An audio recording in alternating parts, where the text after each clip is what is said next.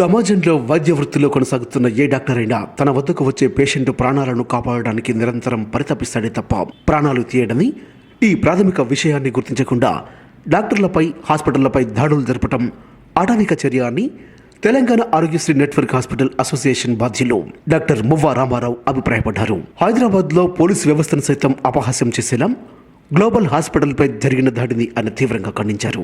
ఇటువంటి ఆటవిక చర్యల వలన వైద్య వృత్తిలో ఉన్నవారు అభద్రతా భావానికి లోనవుతారని, ఇది ప్రజల ఆరోగ్య పరిరక్షణకు ప్రమాదకరంగా దాపురిస్తుందన్నారు.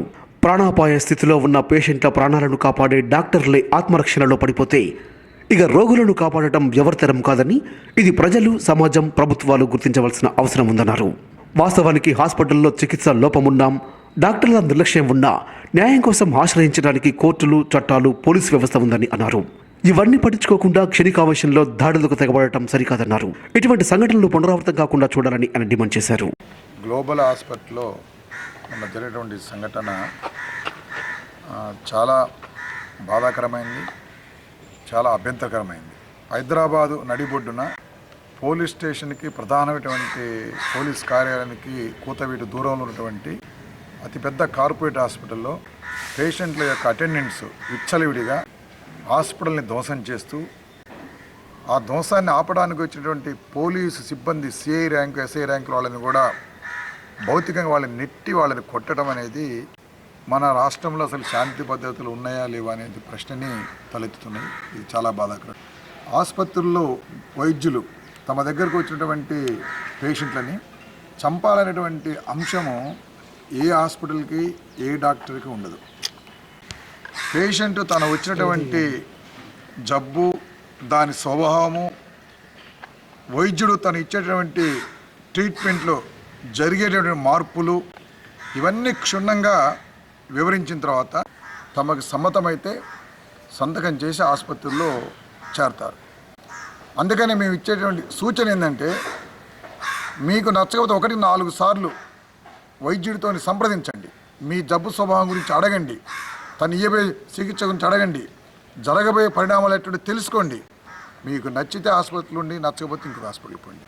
ముందు అన్ని విషయాల్ని ఒప్పుకొని, ఇది వీడియో కౌన్సిలింగ్, రాతపూర్వక అన్ని రకాలుగా ఆమోదం తెలిపి తమకు అనుకూలమైనటువంటి ఫలితాలు రాకపోయే వరకే ఒక్కసారి హింసాయుతంగా, అంటే ఇది ఆటవిక న్యాయ పద్ధతిలో వైద్యం చేసిన డాక్టర్ని శారీరకంగా చితకబాదటం అంటే, ఆ సంఘటన చూసిన తర్వాత ఏ వైద్యుడికి కూడా అసలు వైద్యం చేయాలంటేనే మానసికంగా భయపడి ప్రకంపనలు చెలరేగే పరిస్థితి ఈరోజు వచ్చింది.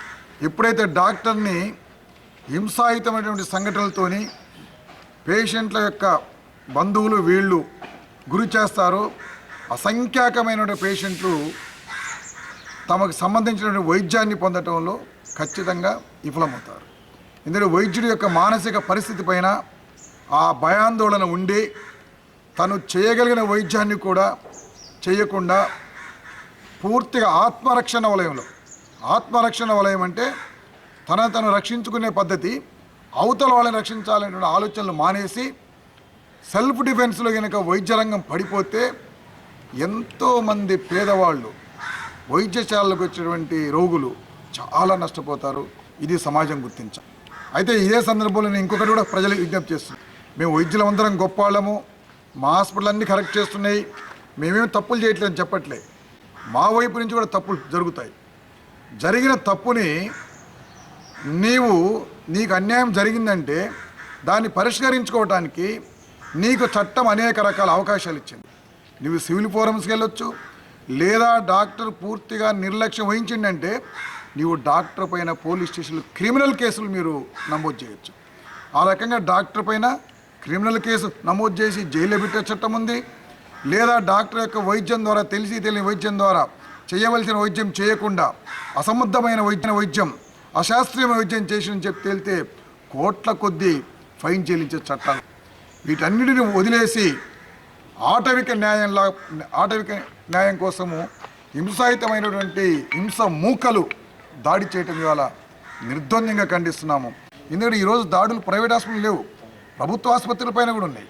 ఉస్మానియా, నిమ్స్, గాంధీ అనేక రకాల హాస్పిటల్ పైన కంప్లీట్గా పేషెంట్కి ఆవేదన ఉండొచ్చు, తెచ్చిన ప్రతి పేషెంట్ బతకాలనే కోరిక డాక్టర్కి ఉంటుంది, పేషెంట్ వచ్చినటువంటి బంధువులకు ఉంటుంది.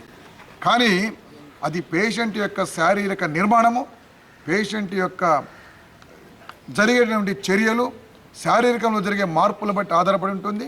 ట్రీట్మెంట్ను బట్టి పేషెంట్ యొక్క శరీర మార్పులు అనేక రకాలుగా రూపాంతరం చెందుతూ ఒక్కోసారి వైద్య శాస్త్రానికి అందకుండా కూడా జరిగే మార్పులు ఉంటాయి. ఇది పేషెంట్లు గమనించాలని కోరుతూ ప్రజలందరినీ మేము కోరుకునేది ఏంటంటే, మేము మా శాయశక్తుల మీకు శాస్త్రీయ వైద్యాన్ని అందిస్తాము.